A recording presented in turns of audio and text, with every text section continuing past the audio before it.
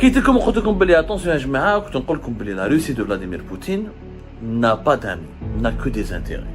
On nous a toujours fait croire, en tout cas, dans le conflit algéro-marocain, que la Russie est du côté de l'Algérie, qu'elle sera toujours du côté de l'Algérie, qu'elle-même protégera l'Algérie ou elle aidera l'Algérie à se protéger. Et ben, c'est le contraire.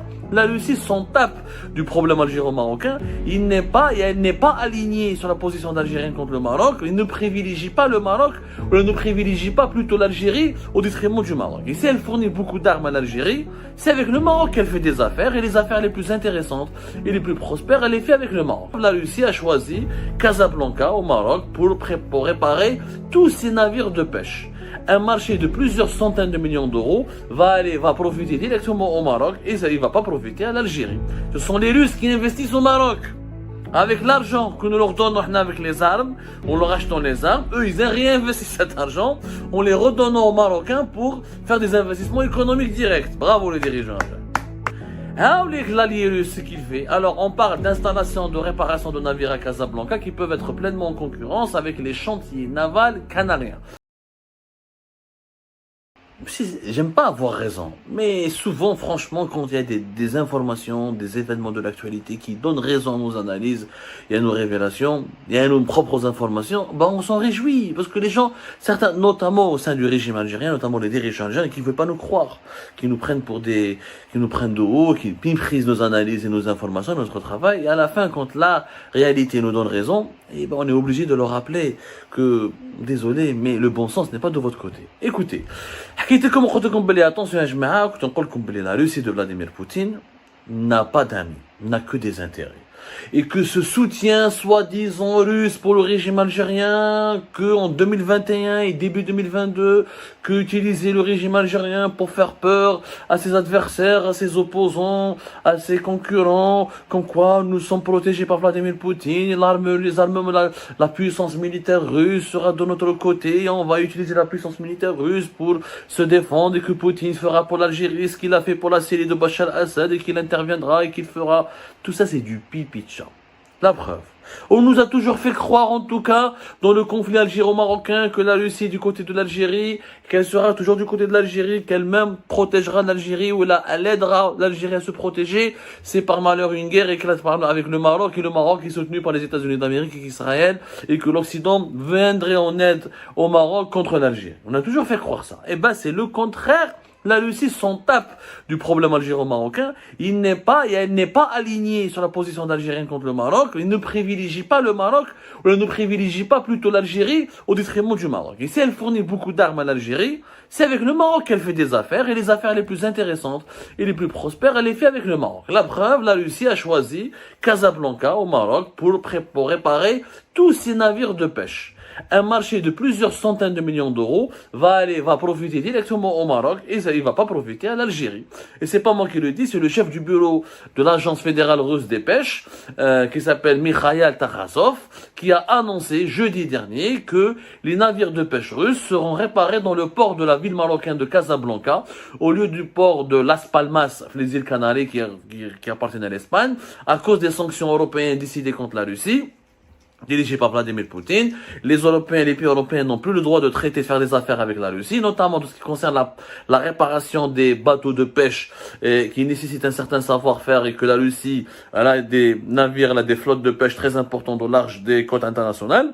Comme elle ne peut pas les rapatrier jusqu'à la Russie pour les réparer, ensuite les renvoyer vers leur mission de pêche, elle avait un contrat avec Las Palmas, avec les Espagnols, avec les opérateurs espagnols et l'État espagnol, pour que les centaines, on parle de centaines de navires de pêche russes puissent être réparés et rénovés et subir des travaux de révision dans le port de Las Palmas, les îles Canaries. Or, cette année, comme c'est la guerre en Ukraine et les sanctions européennes imposent et interdisent aux Espagnols et aux opérateurs espagnols, aux autorités espagnoles de travailler et d'avoir des rapports et une coopération, des affaires économiques avec la Russie, la Russie a décidé, ok, elle a rompu son contrat avec les Espagnols, ou les Marocains. Donc, les réparations d'un groupe de navires de pêche russes qui opèrent au niveau de l'Atlantique, centre et est, seront tout simplement confiés à des entreprises marocaines et pas algériennes. Le Maroc, c'est l'ennemi de l'Algérie. La Russie, qui soi-disant notre allié, qui soi-disant notre protecteur, qui soi-disant nous fournit des armes. Oui, elle nous donne des armes, on achète les armes, nous, on les paye les armes, on ne nous a pas donné gratuitement. J'ai jamais entendu parler d'un don de la Russie concernant l'Algérie, concernant les armes. Mais, bien sûr, les affaires, elle les fait avec qui? Avec les Marocains.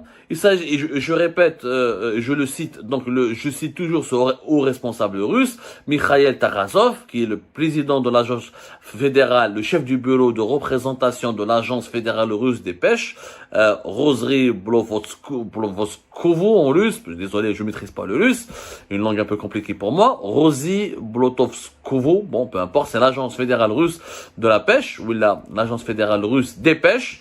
Voilà ce qu'il dit précisément. Nous parlons de centaines de millions d'euros, qui seront versés aux chantiers navals locaux au Maroc, ainsi que des centaines d'emplois pour les Marocains.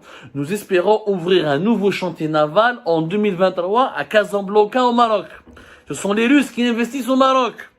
Avec l'argent que nous leur donnons avec les armes, on leur achetant les armes, eux ils réinvestissent cet argent, on les redonne aux Marocains pour faire des investissements économiques directs. Bravo les dirigeants.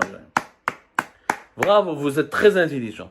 L'allié russe, ce qu'il fait. Alors, on parle d'installation, de réparation de navires à Casablanca qui peuvent être pleinement en concurrence avec les chantiers navals canariens. Donc, la Russie veut investir au Maroc pour développer des chantiers navals, pour concurrencer les chantiers navals de l'Espagne aux îles Canaries.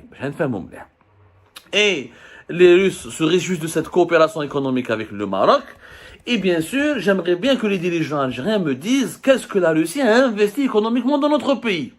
Mais à part nous exporter des armes et quelques machines et quelques équipements industriels, la présence économique en Algérie, la présence économique russe en Algérie, elle est quasi inexistante.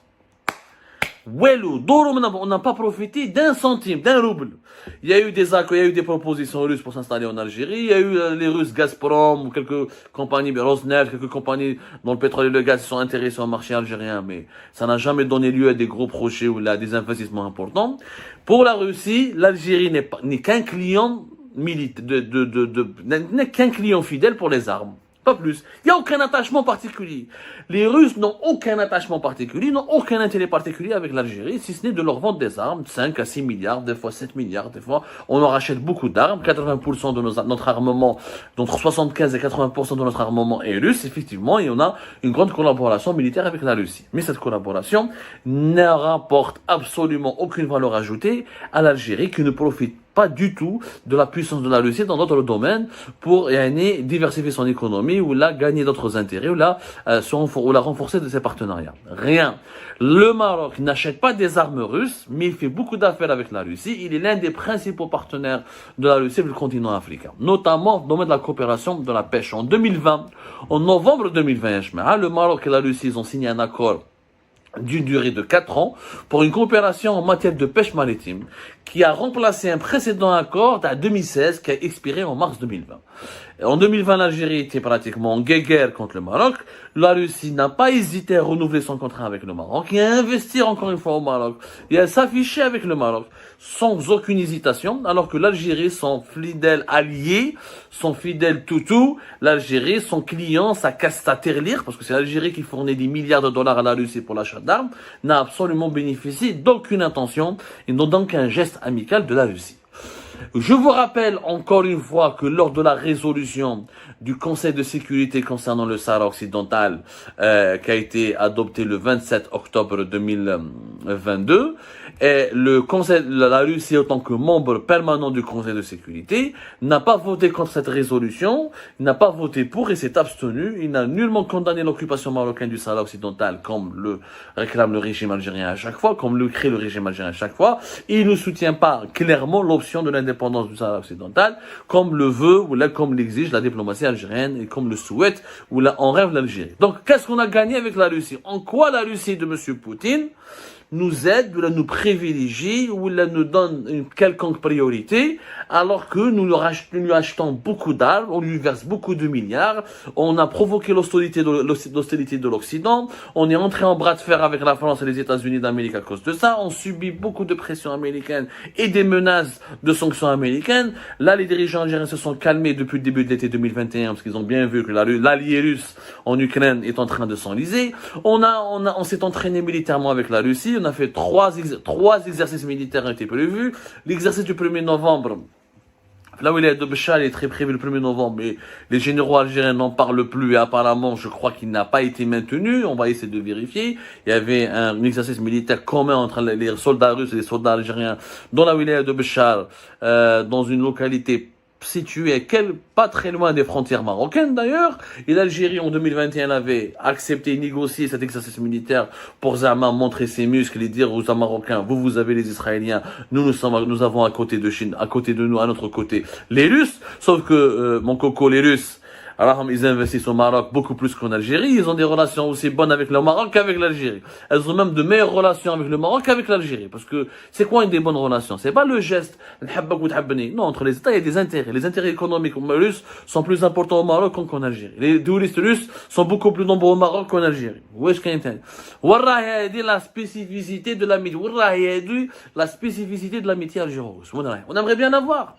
On aimerait bien avoir. Ils nous fourrent des armes. On s'est entraîné. Il y a eu deux exercices. L'Algérie a participé à deux exercices militaires importants en 2020 et en 2021 avec le côté de la Russie. Elle a pris le risque de s'afficher aux côtés de la Russie. Elle a pratiquement rejoint le clan de la Russie. Et on a gagné quoi? Wello. Zéro. On n'a rien gagné. Parce que les dirigeants algériens, ce sont les champions du monde de l'inefficacité, du gâchis, et de l'incompétence. Ils passent leur temps à à prendre des positions favorables à des pays étrangers sans que l'Algérie, sans que notre pays ne gagne pas un iota. Mais un intérêt. Et ben voilà les amis, c'était ça. Je vous remercie comme d'habitude pour avoir suivi la vidéo jusqu'à la fin.